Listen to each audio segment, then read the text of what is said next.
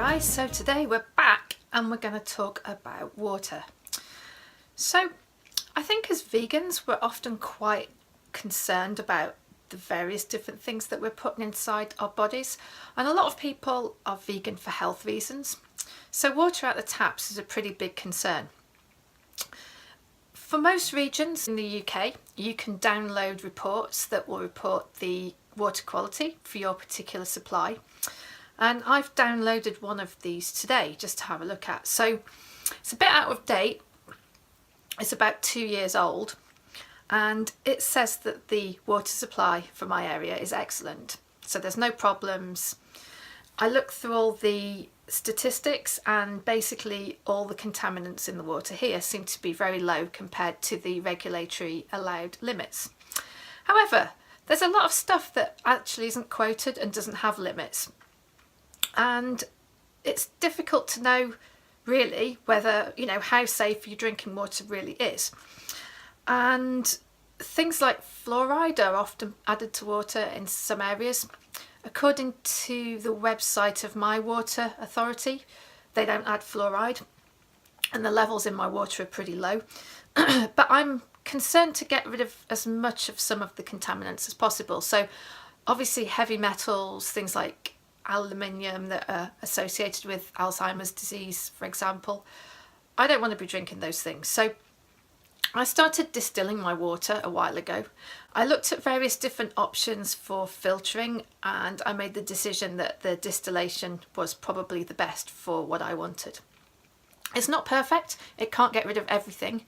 However, it gets rid of pretty much all heavy metals. It gets rid of things like a lot of pesticides, fertilizers that tend to contaminate the water, and depending on the nature it can get rid of some of the more organic type compounds that contaminate our water, from plastics and things like that. Now whether it gets rid of those or not depends on their boiling point. Distillation process, as you probably know, works by boiling the water. The water then turns to steam. It goes to the top of the distiller where it's cooled down, and the pure water then trickles out through a filter and into a jug.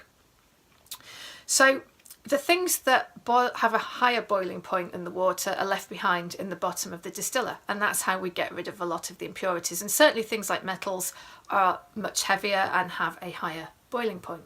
So organic compounds that have a similar boiling point to water will probably not actually be removed. But I think there's a definite benefit in using the distiller. There are some disadvantages. So the first one is that it removes everything. So even the good minerals that you might want to have, things like calcium, for example, all those things just get taken out, and there's not a lot you can do about that. So it's important to make sure that you get any of those types of minerals from other sources. So I'm going to introduce you to the distiller. The brand is called Via Fossa, and I'm going to show you what's inside. So this is the lid. You take this off. It's got a seal around the edge here, and it just plugs into the base. So there's a lead around the back.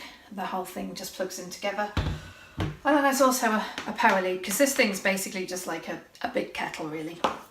So if we look inside, I did clean it out. It's pretty clean at the moment, but when we've finished distilling the water, you'll be surprised to see what's left in here. So I'm going to plug all the bits back together, cable in, let's fill it with water. So I just got some plain tap water here. There is a mark, I don't know whether you can see it or not, there's a mark on here that says full. So it's a good idea not to fill it above that.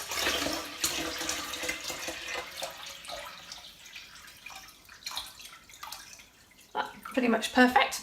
If you fill it above that line, there'll be too much water to go in here. So this is where the water collects when it's been distilled. Right, I'm going to go ahead and put the lid back on it. Plug the other cable in, switch the socket on, and off we go. So you've got to position the jug under here.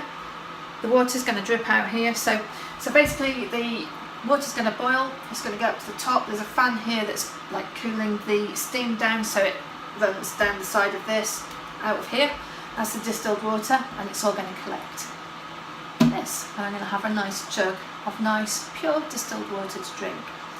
I've never actually timed exactly how long it takes to do a whole load of water, but I'm going to time it today and we'll see how long it's going to take.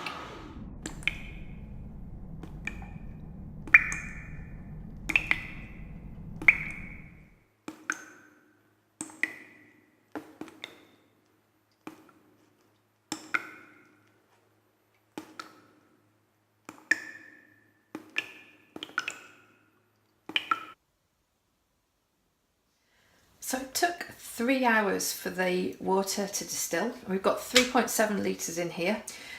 One thing I didn't mention in the beginning is this jug is made of glass. There was an option to have a plastic jug, but I don't particularly like keeping things in plastic, especially things that are warm. So now, the moment of truth, let's have a look and see what's left behind in the distiller. So I'm going to take the top off here. Still a bit warm. Whoa, yeah, a bit of steam coming off there. So there's a whole load of pretty grotty looking stuff under there. Doesn't smell particularly good either. See quite a lot of calcium. There's also some black stuff. Yeah, don't particularly want to be drinking this. So the water's still pretty warm in the jug. It's going to take several hours for that to cool down, I think. One pretty important aspect of the water that we haven't yet talked about is the taste. So if it tastes bad, then it's not likely that people are going to be very impressed with this whole distilled water thing. Now, it does taste quite different to regular tap water. I don't know, I prefer it, but then that's because I'm used to it. I'm trying to describe the difference. Maybe it tastes a little more flat, perhaps, if that's the right word. Anyway, I'm going to pour some out and let's see what this batch is like. Pretty similar to the others, I should think. It looks almost clearer. Maybe that's just my imagination, I'm not sure. But it tastes very nice.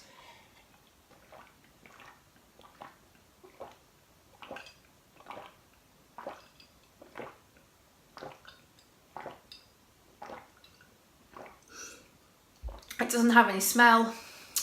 The tap water I've been noticing recently does smell a little bit chlorine-y. But this is, there's no smell to this, so it's completely clear and it's got nothing in it apart from H2O. So it's up to you guys to make your own mind up on whether you think this is worth doing. I like it personally and I'm going to stick with it. I mean, yeah, it costs a little bit of money because obviously the distiller is like a huge kettle, so you do have to boil 3.7 litres of water in this case, which costs some electricity and it's probably not the most environment friendly thing to do. However, I really object to the use of water from plastic bottles. The amount of pollution and environmental damage that those bottles do is immense. And so for my money, I prefer to distill my water than to buy those things from the shops. The other point is that plastic bottles, especially when they get warm, the chemicals in plastic tend to leach into the water, and I really want to try and avoid that because I think that's incredibly unhealthy, and I would like pretty much rather drink anything than bottled water. The other thing worth mentioning is that it's pretty easy to clean this. So to get rid of all the gunk in the bottom of the distiller, you use this, which is just some citric acid granules. You put about probably 20% fill the distiller just over the bottom. You pour some of the granules in and then you just run it for 20 minutes without the top on. And that dissolves away most of the stuff. You don't need to worry about rinsing out too much afterwards because the distillation process gets rid of all the chemicals in there anyway, so it's pretty safe to clean it. You probably need to clean it about after every 4 or 5 uses, I guess. I can't remember what the price per litre is. It's something like 3 or 4 pence. Obviously you have to buy the cleaning solution, you've got the electricity associated with it, and it does have like a little filter in here. But they last for a long time and they're really cheap off Amazon anyway. I think this is a very good unit. I'd recommend it and I would definitely buy one of these again. I'll leave the Amazon link, well, I'll put the Amazon picture in the background here so you can see it. I don't think it's in stock at the moment, but I'm sure there's a whole range of ones that are very, very similar to this one. So if anybody else has got one of these or is thinking of buying one, then please leave a comment. And if you've got any questions, then yeah, let me know in the comments.